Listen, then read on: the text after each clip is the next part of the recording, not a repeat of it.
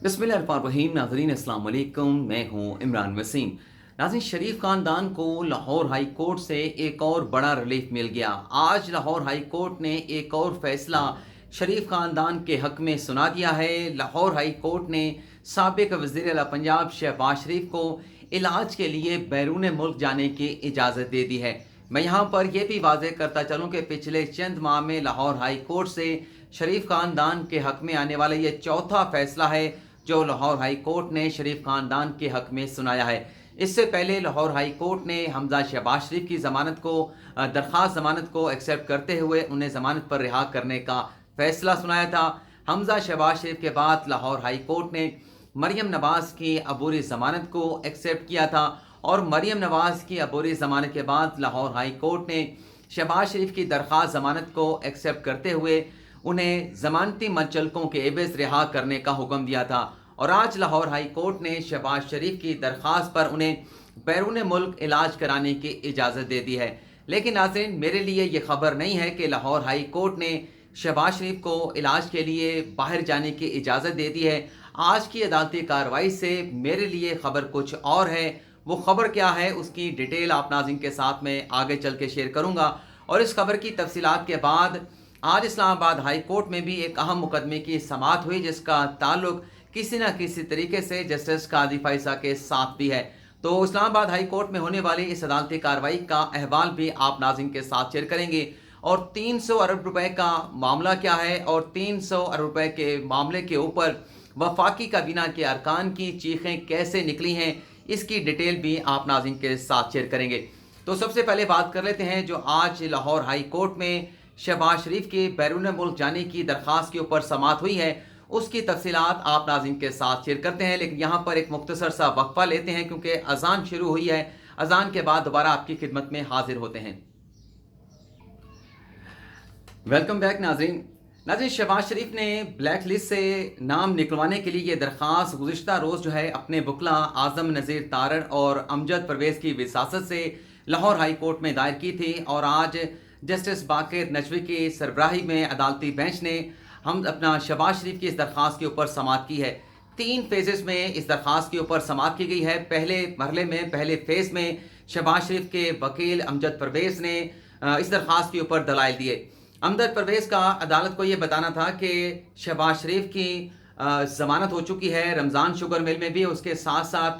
जो आशाडन का स्कैंडल है उसमें भी शहबाज शरीफ की ज़मानत हो चुकी है और मनी लॉन्ड्रिंग केस में भी अदालत ने उनकी ज़मानत को मंजूर कर लिया है। और कहना यह था कि अमजद परवेज़ का कि शहबाज शरीफ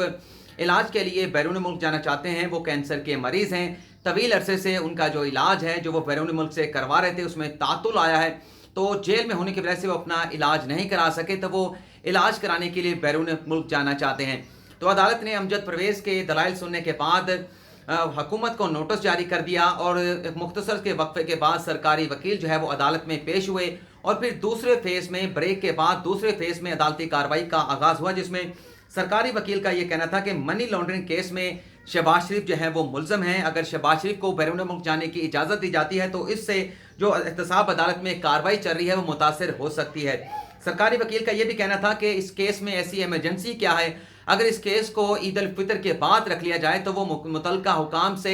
हदायत लेकर अदालत को आगाह कर सकते हैं कि आया कि शहबाज शरीफ का नाम जो है वो ब्लैक लिस्ट में क्यों शामिल किया गया है। सरकारी वकील का यह भी कहना था कि दरख्वास्त गुजार ने अपनी दरख्वास्त में ये भी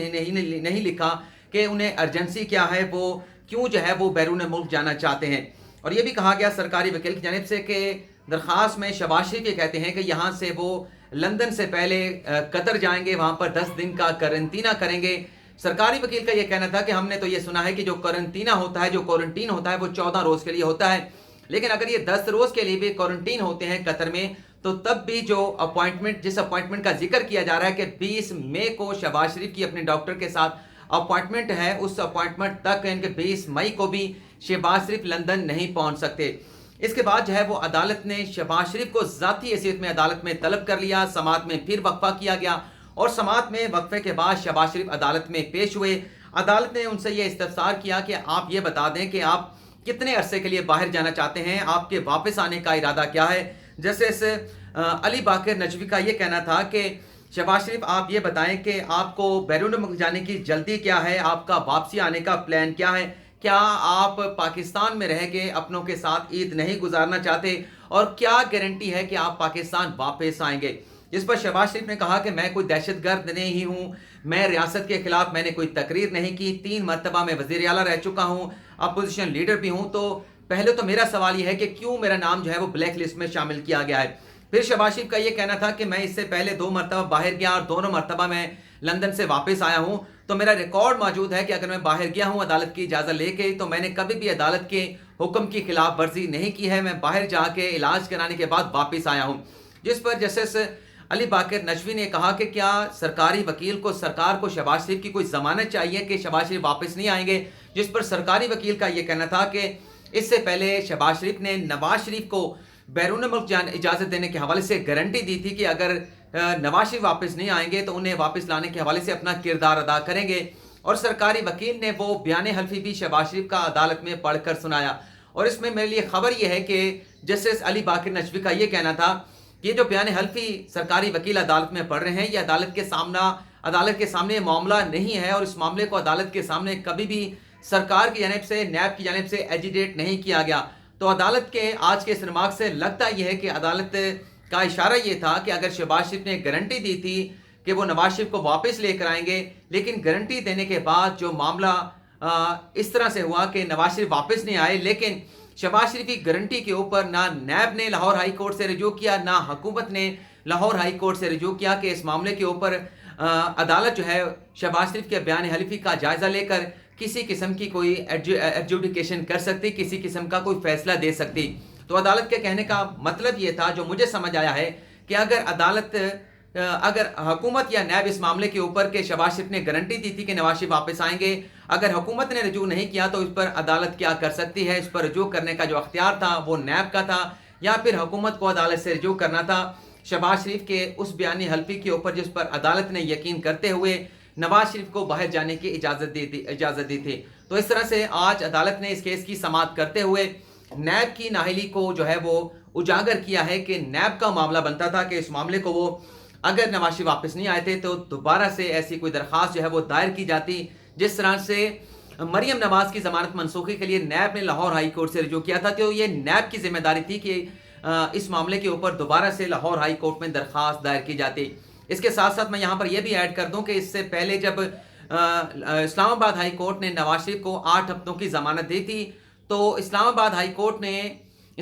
कोर्ट में एवन फीड की सज़ा के खिलाफ नवाज शरीफ की अपील थी। इस्लामाबाद हाई कोर्ट में अल अज़ीज़िया रेफरेंस में सज़ा के खिलाफ नवाज शरीफ की अपील थी, लेकिन इस्लामाबाद हाई कोर्ट ने नवाज शरीफ को बाहर जाने की इजाज़त नहीं दी थी। सुप्रीम कोर्ट ने भी नवाज शरीफ को बाहर जाने की इजाज़त नहीं दी थी, लेकिन लाहौर हाई कोर्ट ने नवाज शरीफ को बाहर जाने की इजाज़त दी थी। लेकिन इस इजाज़त के बाद हुकूमत या नैब की जानिब से इस्लामाबाद हाई कोर्ट के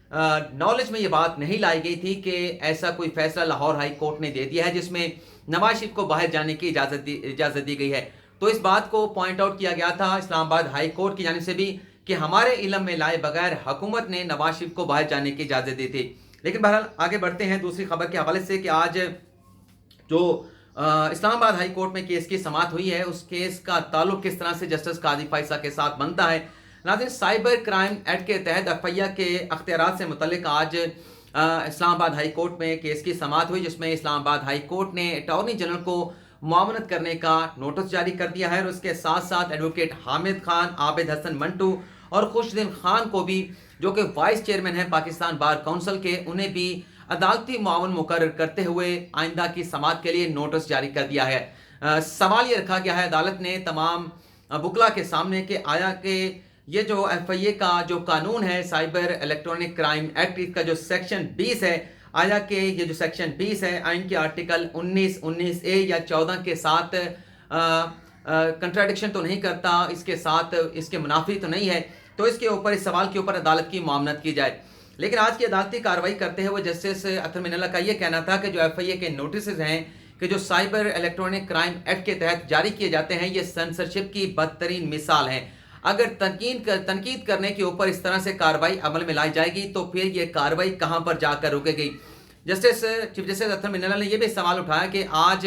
अगर अपोजिशन लीडर जो हैं या अपोजिशन की जमातें वज़ीर आज़म के खिलाफ दरख्वास्त दे देती हैं कि वज़ीर आज़म उनके ऊपर तनकीद करते हैं, तो क्या FIA वज़ीर आज़म के खिलाफ कार्रवाई करेगा, वज़ीर आज़म को नोटिस जारी करके उनसे जवाब तलब करेगा? इसके ऊपर FIA का अदालत को यह बताना था कि सुप्रीम कोर्ट के एक जज ने भी FIA को दरख्वास्त दी है कि सोशल मीडिया के ऊपर उन्हें मलाइन किया जा रहा है, उनके खिलाफ कंपेन चलाई जा रही है, उनके खिलाफ प्रोपोगंडा किया जा रहा है। हम कानून के मुताबिक जो दरख्वास्तें आती हैं उनका जायज़ा लेकर FIA अपनी कार्रवाई को आगे बढ़ाता है, FIA की जानिब से एक्शन लिया जाता है। ये जो नाज़रीन दरख्वास्त का जिक्र किया गया है कि सुप्रीम कोर्ट के एक जज की दरख्वास्त भी FIA को मिली है, लगता यह है कि यह दरख्वास्त जो है वो जस्टिस कादी फाइसा की होगी। मैंने कंफर्म करने की कोशिश की है लेकिन इसकी कंफर्मेशन नहीं हो सकी। लेकिन अगर हम सुप्रीम कोर्ट में जस्टिस कादी फाइसा केस की समाअत का जायज़ा लें, रिकॉल करें उस अदालती कार्रवाई को, तो उसमें जस्टिस कादी फाइसा ने एक से ज़्यादा मरतबा इस बात को दोहराया था कि सोशल मीडिया पर उन्हें रगड़ा लगाया जाता है, सोशल मीडिया पर उनकी फैमिली के खिलाफ कंपेन की जाती है, उनके खिलाफ झूठा प्रोपोगंडा किया जाता है। तो इन बातों के बाद लगता यह है कि ये जो रिमार्क्स थे जस्टिस कादी फाइसा के, ये जो दलाइल थे, लगता यह है कि FIA को भी उन लोगों के खिलाफ जो सोशल मीडिया के ऊपर जस्टिस कादी फाइसा के ऊपर सवाल उठाते हैं, तनकीद करते हैं यूट्यूब के ऊपर, उनके खिलाफ कार्रवाई की शायद ऐसी कोई दरख्वास्त जो है वो जस्टिस कादी फाइसा की जानिब से दी गई है। ये मेरा अंदाज़ा है जो FIA ने आज इस्लामाबाद हाई कोर्ट में मौके पेश किया है। चीफ जस्टिस अख्तर मिनल्ला का ये भी कहना था कि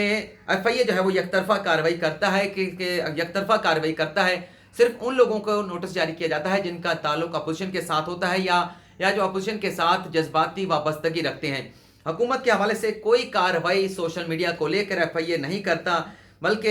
ये भी कहना था चीफ जस्टिस अख्तर मिनल्ला का कि सहाफ़ी रोज़ जो है वो अपने टेलीविज़न चैनल के ऊपर बैठ के किसी न किसी के ऊपर तनकीद कर रहे होते हैं। अगर इसी तरह से तनकीद करने के ऊपर सहाफ़ियों के खिलाफ या लोगों के खिलाफ कार्रवाई होगी तो ये सिलसिला कहाँ पर जाकर रुकेगा। और ये बात बिल्कुल दुरुस्त है चीफ जस्टिस अख्तर मिनल्ला की कि अगर सिर्फ हुकूमत पर तनकीद करने वालों के खिलाफ कार्रवाई होगी तो एक वक्त ऐसा भी आएगा कि आज जो हुकूमत को सपोर्ट कर रहे हैं और हुकूमत को सपोर्ट करते हुए अपोजिशन को तनकीद का निशाना बनाते हैं, तो एक वक्त ऐसा भी आएगा कि पानी जो है वो इस रुख भी निकलेगा, हवाओं का रुख इस तरफ भी तब्दील हो जाएगा और वो लोग जो हैं जो हुकूमत को सपोर्ट करते हैं, एस्टेब्लिशमेंट को सपोर्ट करते हैं लेकिन अपोजिशन के ऊपर कड़ी तनकीद करते हैं, तो फिर उनके खिलाफ भी कार्रवाई का एक नए सिलसिले का आगाज़ हो जाएगा। चीफ जस्टिस अख्तर मिनल्ला का कहना यह था कि हौसला होना चाहिए तनकीद को बर्दाश्त करने का, और अगर तनकीद जो है वो पॉजिटिव सेंस में की जा रही है, उससे कोई बेहतरी आती है, तो ऐसी तनकीद के ऊपर कार्रवाई करने की बजाय उसे बर्दाश्त किया जाना चाहिए। बल्कि चीफ जस्टिस अख्तर मिनल्ला ने यह भी कहा कि मेरी एक तस्वीर को लेकर जो कि सुप्रीम कोर्ट के जज के साथ थी, मुझे भी मिलान किया गया, सोशल मीडिया के ऊपर एक तूफान बर्पा किया गया, लेकिन उस पर भी FIA ने किसी के खिलाफ कोई कार्रवाई नहीं की। तीसरी जो खबर थी कि 300 अरब रुपए का मामला क्या है और उसके ऊपर वफाकी काबीना की चीखें कैसे निकली हैं। नाज़रीन, आजकल हुकूमत जो है वो इलेक्शन रिफॉर्म की बहुत ज़्यादा बातें कर रही हैं और वज़ीर आज़म इमरान खान ये कह रहे हैं, उनका ये मकसद है, उनका ये एक एम है कि आइंदा के इलेक्शन में इलेक्ट्रॉनिक वोटिंग मशीन का इस्तेमाल किया जाए। और इस हवाले से जब इलेक्शन कमीशन को ख़त लिखा गया कि आइंदा के इलेक्शन में आपने